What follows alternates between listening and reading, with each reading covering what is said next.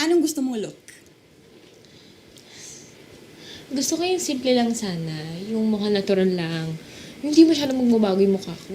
Ano ka ba? Bonggahan naman natin kahit konti lang. Minsan ka lang mag-prenup shoot, no? Basta huwag yung nakakatakot ah. Alam mo, mukhang excited na excited ka. Grabe, as in. Pagbigyan mo na si Chris. Okay? Excited lang yung tao. Alam mo naman kasi na hindi ko hilig yung mga ganyan-ganyan, yung acting-acting. Ayoko lang din naman na mag-away kami ni Chris kaya pumayag ako. Ikaw ang labo mo din eh.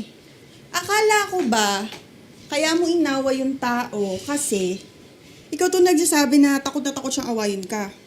Tapos ngayon ikaw pala to dyan. Ikaw pala yung nang away. Masyadong kapalan. Huwag mong ibahin yung usapan.